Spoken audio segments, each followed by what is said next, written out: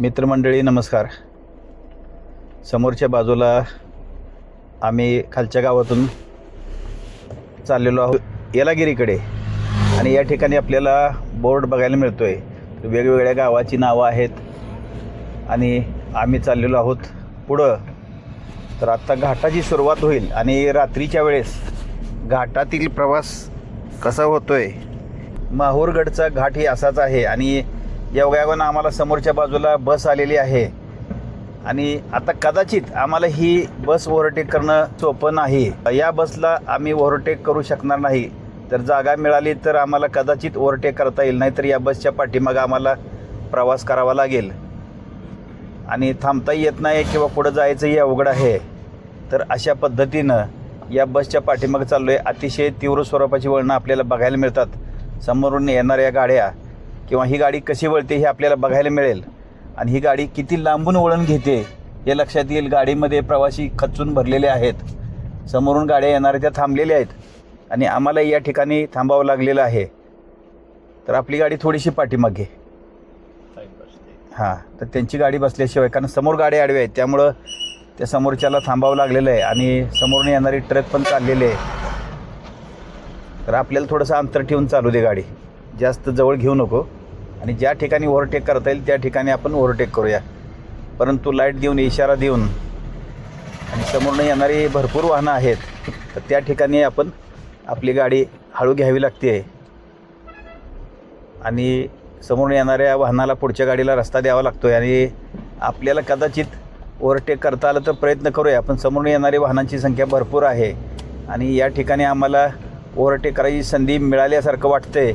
तर या ठिकाणावरून आम्ही ओव्हरटेक करू शकतो आहे आणि म्हणूनच ओव्हरटेक करत आहोत, नाही तर आम्ही ओव्हरटेक करणार नव्हतो आणि आम्हाला इथून पुढं जायची संधी मिळालेली आहे. तर आता आपण हळूहळू घाटांच्या नियमांचं पालन करून साधारणपणे 30-40च्या स्पीडनं जात आहोत. तर यापेक्षा जास्त स्पीडनं जाणं हे चुकीचं आहे इथं, कारण समोरून येणारी वाहनं आहेत, वळणं आहेत आणि इथून पुढचं गाव जे आहे ते आता अर्थात तमिळमध्ये लिहिलेलं आहे ते 16 किलोमीटर आहे. आता ते कोणतं आहे हे सांगता येणार नाही मला आणि खालच्या बाजूला दिसणाऱ्या लाईट कदाचित दिसत असतील, परंतु आता कॅमेरा मी सरळ पुढं लावलेला आहे त्यामुळं समोरचंच रेकॉर्डिंग होणार आहे आणि कॅमेरा परत एकदा सांगतो, रिपीट करतो, मी गाडीच्या बॉनेटवरती लावलेलं आहे आणि पूर्ण घाट संपेपर्यंतचं रेकॉर्डिंग आम्ही चालू ठेवणार आहे. आणि आत्ता आम्हाला वरती चढायला, म्हणजे घाटातून चढायला सुरुवात केल्यानंतर 6 मिनटं होऊन गेलेली आहेत आणि अजून किती वेळ लागतो हे आपल्याला शेवटी मी सांगणार आहे. तर अशा तीव्र वळणांच्या घाटातून, आणि अतिशय चढणीचा घाट आहे, वळणं फार तीव्र आहेत आणि समोरच्या बाजूला आरशे लावलेले काही ठिकाणी बघायला मिळतील. तर असं ह्या तीव्र वळणाच्या घाटातून आम्ही तिरुपत्तूर गावातून निघाल्यानंतर पुढं आल्यानंतर येलागिरीकडे जात आहोत आणि समोरून येणारी वाहनं दिसत आहेत. आपली लाईट डीमच राहू दे आणि समोरून छोटी छोटी वाहनं किंवा काही 4 चाकी वाहनं येत आहेत आणि रस्त्याच्या बाजूला जी दगडं आहेत त्या दगडावरती पांढऱ्या चुन्याचं किंवा पांढऱ्या रंगाचं मार्किंग आपल्याला बघायला मिळते आणि बाजूला बॅरिकेडिंगसुद्धा फार चांगल्या प्रकारचं केलेलं आहे आणि रिफ्लेक्टर लाईट्स लावलेले आहेत. रस्त्याच्या दोन्ही बाजूनं लाल रंगाच्या रिफ्लेक्टर लाईट लावले. तर घाटातून आपली गाडी हळूहळू पुढं जात आहे आणि या ठिकाणी वेगवेगळे जाहिरातीचे बोर्ड आहेत किंवा वेगवेगळ्या सूचना या बोर्डवरती लिहिलेल्या आपल्याला बघायला मिळतील. तर असे बोर्ड बघायला मिळत आहेत. समोरून येणारी वाहनं दिसत आहेत आणि जाणारी वाहनंही आपल्याला दिसत आहेत. तर ते एक चुकीच्या बाजूला थांबलेलं वाहन पण दिसलं आणि इथून आपल्याला समोरच्या बाजूला काही जे सूचना वजा बोर्ड आहेत ते बघायला मिळतील आणि समोरून येणारी वाहनं आणि त्याचबरोबर या रस्त्यावरून अगदी रात्रीच्या वेळेससुद्धा वाहतूक बऱ्यापैकी चांगली आहे. म्हणजे इथं पुढची काही गावं येलागिरीमधूनच पुढच्या गावांना यावं लागतं. तर अशा भागातून आपण हळूहळू पुढं जात आहोत. या ठिकाणी किती तीव्र स्वरूपाची वळणं आहेत हे बघायला मिळेल आपल्याला आणि अतिशय लांबूनच गाडी वळवून घ्यावी लागते. अगदी समोरून येणाऱ्या गाड्यांनासुद्धा अतिशय शिस्तीनं यावं जावं लागतं आहे. तर समोरून येणारी 4 चाकी वाहनं, दुचाकी वाहनं आपल्याला बघायला मिळत आहेत. आणि यामध्ये फारसं काही रस्त्याच्या बाजूचं दिसणार नाही, परंतु रस्त्याच्या बाजूला जी आहेत, जी बांधकामं आहेत किंवा दगडं आहेत आणि त्यावरती मार्किंग केलेलं आहे, तर ते बघायला मिळेल. काही बोर्ड बघायला मिळतील आणि त्याचबरोबर झाडं झुडपं आहेत तीही पाहायला मिळतील. आणि पुढं गेल्यानंतर जसं आपण समुद्रसपाटीपासून उंचावरती जाऊ, तर त्यावेळेस आपल्याला उंच वाढलेले निलगिरीचे झाडे बघायला मिळतील. आणि रात्रीची वेळ असल्यामुळं प्राण्यांचा वावर हा संपलेला आहे किंवा कमी झालेला आहे. ती त्यांच्या निवासस्थानी गेलेली आहेत. दिवसभर रस्त्यावरती असतात. बरेचसे प्रवासी त्यांना खायला देतात आणि म्हणून रस्त्यावरती असतात. आणि समोरून येणारी जी वाहनं आहेत ती थांबलेली आहेत. तर अशी वाहनं, काहीतरी गाडी एक ब्रेकडाऊन झालेली आहे आणि त्यामुळे ती दुसरी गाडी टोचनसाठी आलेली आहे. तर ती गाडी त्या ठिकाणी थांबलेली आपल्याला बघायला मिळाली. आणि समोरून येणारी बस आहे, यासाठी आम्हालाही हळू जावं लागतं आहे. आणि समोरून येणारी बस ही हळू येते, परंतु इथले लोकल असल्यामुळं थोडंसं त्यांच्या नेहमीच्या स्पीडने येत असतात. तर असं आम्ही हळूहळू घाटातून वरती जात आहोत. परंतु रस्त्याच्या बाजूनं पडलेलं प्लॅस्टिक किंवा प्लॅस्टिक बॉटल्स, कचरा जो आहे, असा प्लॅस्टिकचा कचरा जो आहे तो आपल्याला रस्त्याच्या बाजूनं पडलेला बघायला मिळतो. तर असं खरं तर स्थानिकांनी किंवा पर्यटकांनीसुद्धा अशा प्रकारचा कचरा रस्त्याच्या बाजूला टाकू नये, करू नये. तर असा हा संपूर्ण चढणीचा घाट आणि त्या घाटातून आपण प्रवास करत आहोत. आणि आत्ता जवळजवळ 13 मिनटं झालेली आहेत. आणि अजून किती वेळ लागतो आहे हे आपल्याला त्या ठिकाणी गेल्यानंतरच कळेल. तर 7:16 आम्ही घाट चढायला सुरुवात केली होती. आणि वरती टॉपला पोचल्यानंतर किती वेळ होतो आहे हे मी सांगणार आहे. तर समोरनं जी दिसणारी, जाणारी, येणारी वाहनं आणि त्याचबरोबर रस्त्याच्या दुतर्फा असलेली झाडं, एवढाच भाग बघायला मिळतो आहे. आणि प्राणी काहीही या ठिकाणी आम्हाला कोणत्याही प्रकारचा प्राणी माकडाशिवाय दिसलेला नाही. परंतु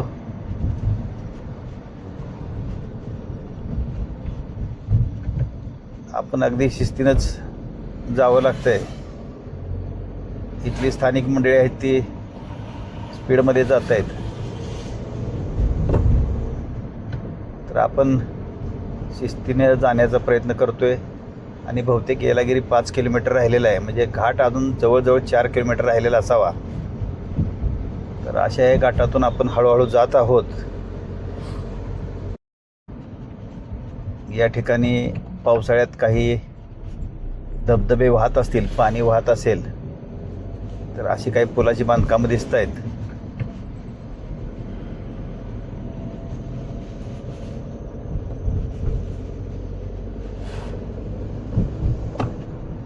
आणि समोरून येणारी वाहनं, त्याचबरोबर समोर चाललेली वाहनं, पाठीमागून काही वाहनं येत आहेत. लाईट दिसते. तर असं आपण हळूहळू पुढं जात आहोत. आणि रस्त्याच्या कडेला असलेली जी झाडं आहेत मोठी मोठी, तीही बघायला मिळत आहेत. पुढं जसं आपण जाऊ उंचावरती, तसं उंच झाडं बघायला मिळतील. आणि निलगिरीची झाडं फार मोठ्या प्रमाणात डोंगरावरती आहेत. आणि खालच्या बाजूला आम्हाला इथून बाहेरच्या बाजूला शहरातील लाईट दिसत आहेत.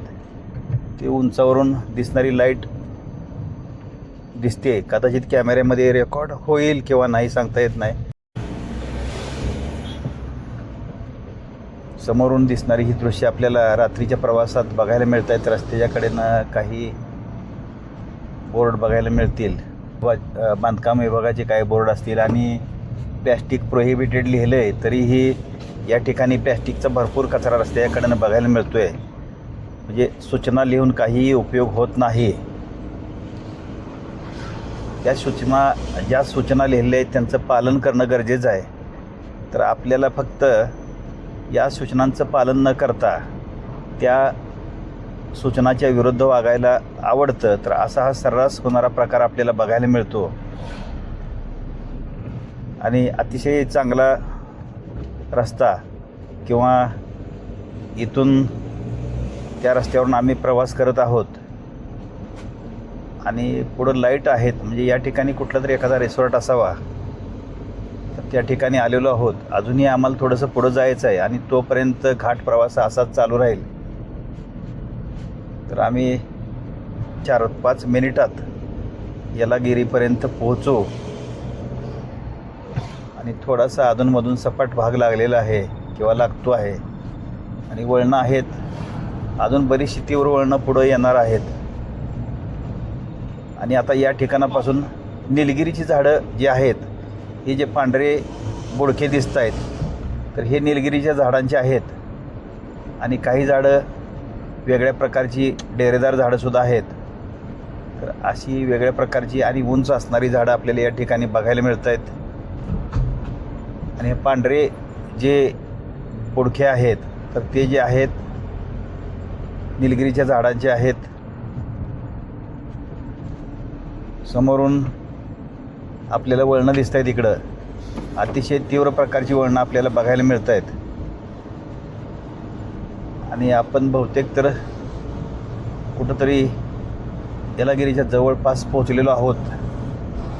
तर आपल्याला किती वेळ होतो आहे हे आपल्याला थोड्या वेळातच कळेल. आणि घाट चढायला सुरुवात केल्यापासून ते येलागिरीपर्यंत पोहोचण्यासाठी किती वेळ लागतो आहे हे आपल्याला सांगता येईल मला. समोर जी दिसणारी झाडं आहेत ती किती उंच आहेत, तर हे आपल्याला या ठिकाणी बघायला मिळेल. उन्हात सुद्धा रस्त्यावरती ऊन पडत नसेल, म्हणजे पूर्ण रस्ता सावलीनं भरलेला असावा, तर एवढ्या उंचीची झाडं आहेत. आणि ही सगळी निलगिरीची येलागिरीकडे जात किंवा येत असताना बघायला मिळतील. तर किती उंचीची झाडं आहेत हे आपल्याला या ठिकाणी बघायला मिळेल. आणि ही झाडं उंच असल्यामुळं पूर्ण रस्त्यावरती सावली दिवसभर असणार, असं हे अतिशय सुंदर वातावरण येलागिरी घाटातील आहे. समोरून एक ऑटो चाललेली आहे आणि त्या गाडीला घाटावरती रस्त्यावरून चढत असताना किती श्रम करावे लागत आहेत. त्या गाडीमध्ये काही लोड आहे आणि त्यामुळं त्या गाडीला श्रम करतच किंवा कष्ट घेतच चढावं लागतं. आणि या ठिकाणी बरीचशी वळणं आणि चढ आहेत. तर ते रिक्षा आपल्याला वर जात असताना बघायला मिळेल. आणि पुढून काही छोटी मोठी वाहनं येत आहेत आणि आम्ही आता अगदी शेवटच्या टप्प्यात आलो आहोत असं वाटतं आहे. तरीही अजून घाट सेक्शन राहिलेलं आहे, परंतु आता लाईट दिसायला लागलेले आहेत. त्यामुळं कुठंतरी येलागिरी गावाच्या जवळ पोचल्यासारखं वाटायला लागलेलं आहे. आणि या ठिकाणी सपाट भागाला सुरुवात झालेली आहे किंवा काही हॉटेल्स, रिसॉर्ट्स किंवा काही ठिकाणं इथली जी आहेत तर ती या ठिकाणी आम्हाला दिसत आहेत. म्हणजेच आम्ही येलागिरीजवळ आलेलो आहो. आणि या ठिकाणी एक चेकपोस्ट आहे, तर इथून आपण प्रवेश करतो तो येलागिरी हिल स्टेशनवरती किंवा पर्यटन स्थळाच्या ठिकाणी. आणि आपण आत्ता आलेलो आहोत येलागिरीमध्ये आणि इथून सुरुवात झालेलं आहे येलागिरी शहर.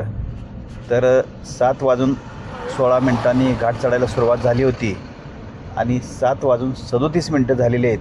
म्हणजे घाटावरती येण्यासाठी आम्हाला 21 मिनिटाचा वेळ लागलेला आहे. आणि आम्ही परत एकदा थोड्या वेळानं आता या ठिकाणी जेवणासाठी थांबणार आहोत आणि जेवण करूनच रूमवरती जाणार आहोत. तर असा हा घाटातील प्रवास आमचा संपलेला आहे. धन्यवाद.